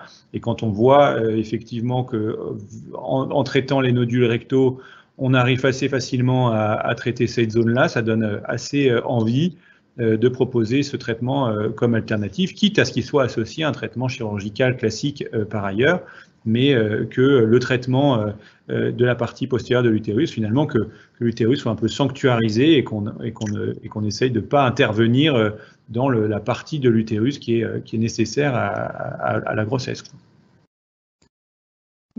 Très bien. Chloé, alors, oui, moi j'ai une question. Ouais. À partir de quelle taille de nodule vous intervenez par ce traitement? De quel traitement en particulier? Le traitement par ultrason. Pour les anémioses postérieures? Ou pour la radio? Je suppose, oui. Ça n'a pas été précisé. Monsieur Bernard, dès qu'on le voit à l'imagerie, on peut imaginer faire un traitement. Donc pour l'instant, on n'a pas, comme il vous disait, on n'est pas encore complètement d'accord sur les critères exacts d'inclusion. Est-ce qu'on fait plusieurs études différentes? Est-ce qu'on fait une grosse étude de faisabilité où on met un petit peu tout dedans? Mais à partir du moment où les lésions sont visibles en imagerie, en particulier en échographie, puisque ces techniques, comme vous l'a montré M. Dubernard, sont guidées par l'échographie. Dès que la lésion est visible, si elle est accessible, elle est candidate. Donc, je ne pense pas qu'on mettra des critères de taille minimale. Et après, bon, les tailles maximales non plus sont pas forcément. On n'est pas forcément limité par la taille, mais plus par l'accès en profondeur, notamment. On parle d'errance diagnostique de l'endométriose. Je dirais que, on a bon espoir avec toutes les mesures qui sont prises et qui vont être prises, que finalement le diagnostic soit fait plus précocement. Et je dirais que c'est comme toute prise en charge, que ce soit une tumeur maligne ou une lésion endométriosique, plus elle est petite, plus elle est facile à traiter. Donc, que ce soit par ultrason, on la traitera encore plus facilement, la lésion rectale. Et je pense à la technique développée par Audrey Aquin et Charles Philippe sur la radiofréquence de paroi. On a reçu des patients qui ont des lésions de plus de 10 cm dans la paroi abdominale. Si on avait des diagnostics extrêmement précoces, de lésions qui font, je dirais, 1-2 cm de diamètre, le traitement apparaît extrêmement aisé et il y a zéro risque de délabrement. Donc, je dirais que plus on fait le diagnostic tôt, plus les lésions sont petites. Et effectivement, comme l'a dit le docteur Philippe, il faut qu'on puisse la limite, c'est de les voir à l'imagerie, qu'elles soient symptomatiques et qu'on les voit à l'imagerie. Donc des lésions à partir de 1 cm, il n'y a pas de technique d'imagerie, que ce soit écho ou IRM, où on voit pas de lésions. Donc je pense que c'est à peu près des lésions de ces tailles-là symptomatiques. On peut les prendre en charge dans toutes les techniques qu'on vous a proposées. On avait une question sur les douleurs après le traitement par ultrason, des douleurs rectales. Au bout de combien de temps elles disparaissent? La patiente qui a été traitée ce matin, alors c'est un exemple, la deuxième patiente, elle n'a aucune douleur. La patiente dont je vous parlais qui avait cette atteinte vaginale, elle marchait dans les couloirs, je l'avais à peine reconnue quand je l'ai croisée à 4 heures de l'après-midi. C'est très variable, mais globalement, ce qu'il faut retenir, c'est que pour aucune des patientes traitées, nous avons dû prolonger l'hospitalisation de plus de 24 heures après le traitement. Et l'hospitalisation, elle était faite parce qu'on réalise des IRM, et c'est le cas aussi pour notre étude actuelle, à J1 post-traitement pour vérifier le ciblage du traitement. Donc c'est finalement ce qui justifie à l'heure actuelle encore l'hospitalisation de plus de 24 heures. Mais très clairement, une fois que cette étude sera terminée et qu'on aura, je l'espère, la possibilité d'élargir les traitements, c'est des traitements qui pourront être faits en ambulatoire. Ce matin, nous avons fait 2 traitements. On a commencé à 8h, 8h15. À 11h, les 2 traitements étaient terminés. Les patients étaient en salle de réveil. Donc, sous anesthésie ou sous anesthésie générale. Mais il n'y a pas d'obstacle, réellement, je pense, à faire ce traitement dans l'avenir en ambulatoire. Et les douleurs rectales et les rectorragies durent très peu de temps et je dirais, peuvent durer jusqu'à une petite semaine, mais en allant en diminuant. Très bien. Je voulais d'ailleurs vous transmettre des remerciements. Je vous lis le message. Bonsoir, je voulais juste remercier le professeur Dubernard, le docteur Warembourg et toute l'équipe. Je suis une patiente en cours de traitement, encore dans la chambre. Merci à vous tous. Voilà. Bah, écoutez, ça fait toujours plaisir. Ça fait plaisir, oui, tout le monde. Alors, vous avez cité 4 autres centres, Lille, Angers, Bordeaux et Paris. Est-ce qu'ils sont déjà actifs sur le traitement? Bordeaux est ouvert, le Kremlin Bicêtre est ouvert, je crois vendredi prochain, Angers sera ouvert et Lille doit être probablement la semaine prochaine. Donc vous avez vu, il y a 38 patients, donc il y aura 4 patientes par centre parce que il faut qu'on accompagne bien évidemment les équipes qui sont motivées, extrêmement motivées. Donc très clairement, ça peut paraître peu, c'est peu, mais l'idée c'est vraiment que la technique doit être maîtrisée, même si la courbe d'apprentissage est probablement pas très longue, mais on doit accompagner les équipes et c'est le secret du succès et du développement et la généralisation de cette technique. Donc on a limité à quelques centres très motivés depuis le départ qui se sont toujours intéressés à ces techniques pour les former sur des candidates idéales. Voilà, donc c'est 4 patientes par centre, les autres seront traités sur Lyon. Très bien. Ok. Je crois que j'ai fait le tour des questions. Alors non, il y en avait une dernière. Chloé, tu veux la dire? Celle dont tu m'as dit que tu la garderais pour la fin. C'est la meilleure. Alors. Je ne sais pas. Hop, je la cherche. Oui, c'est celle. Oui, ok. Alors, je suis atteinte d'endométriose stade 4 FIV, pas pu avoir d'enfant, endométriose partout, vessie, intestin, 8 occlusions intestinales, avec une colectomie, stérectomie, sous antidépresseur depuis 20 ans. On m'a mis sous péristine car plus du tout de transit, mais gros problèmes urinaires. Quand je fais un lavement, est-ce que je pourrais avoir recours à cette solution? Au vu de ce que vous dites là, c'est actuellement on n'inclut pas les patientes qui ont eu des antécédents de chirurgie rectale ou colique. Parce qu'on doit gonfler justement le ballonnet, que ce soit un shaving qui peut quand même risquer de fragiliser la paroi. Vous savez, le shaving, c'est on rase les tuniques digestives pour essayer de conserver la paroi rectale, c'est une technique chirurgicale. Ou des chirurgies où il y a eu des anastomoses, qui semble être le cas de cette jeune femme, c'est-à-dire qu'on a suturé l'intestin, et le plus souvent, c'est des techniques d'agrafage. Les chirurgiens digestifs agrafent les deux portions de l'intestin pour rétablir la continuité. Et le problème, c'est qu'on ne peut pas gonfler le ballonnet sur ces agrafes parce qu'on risque de fragiliser la paroi. Et ensuite, les ultrasons qui sont délivrés, quand ils traversent les tissus, ça pose pas de problème. Quand ils tombent sur une agrafe, ils vont diverger et on ne sait pas où est-ce qu'ils vont aller. Et là, pour le coup, on risque d'être particulièrement morbide. Donc très clairement, malheureusement, on réserve ces techniques à des patientes qui n'ont pas eu de chirurgie rectale jusqu'à présent. Ok, merci. Donc, pour conclure, si les patientes sont intéressées par cette technique, en tout cas si elles correspondent aux critères, ou pour savoir si elles correspondent aux critères, elles vous contactent, elles contactent les différents centres également directement, ou ça passe par vous et ensuite vous transmettez? Ils peuvent tout à fait contacter les différents centres. On est en étroite collaboration. Tout est supervisé par effectivement notre secrétariat, l'équipe de recherche clinique des DAP. Et donc, il n'y a aucun problème à mon avis pour contacter les différents centres. Et je dirais que si, encore une fois, il y a des candidates dans tel centre ou tel centre et il n'y aura plus de place, on pourra toujours éventuellement les traiter sur Lyon s'il y en a encore des patients, par exemple. On travaille tous les 5 centres main dans la main dans le développement de ce projet. Donc j'ai envie de dire à proximité, contacter les équipes. Et sinon, n'hésitez pas aussi à nous envoyer éventuellement par le lien qu'on vous a communiqué un double des documents pour qu'on puisse en discuter tous ensemble. D'accord. Est-ce qu'il serait possible de remettre le lien justement? Charlie, tu dois l'avoir sur ton diaporama, je crois que c'est le dernier. Charlie? Et puis là. Voilà. Super, merci. Et Ouais. je voulais vous lire du coup un message de remerciement. Donc c'est écrit: patiente traitée par ultrasons, un grand merci au professeur Dubernard et au docteur Warembourg. Et oui, 2 heures après l'intervention, j'étais en pleine forme et je marchais, aucune douleur. Bah, écoutez, Parfait. c'est les patientes qui en parlent le mieux. Exactement. Bon, Exactement. bah, écoutez, en tout cas, merci beaucoup. Un grand merci à toute l'organisation et à tous mes collègues Oui, merci. pour leur implication dans la prise en charge pour le bien-être et l'amélioration de la qualité de vie de nos patientes. Merci à vous, merci de votre disponibilité et d'avoir passé ce moment avec nous pour nous informer.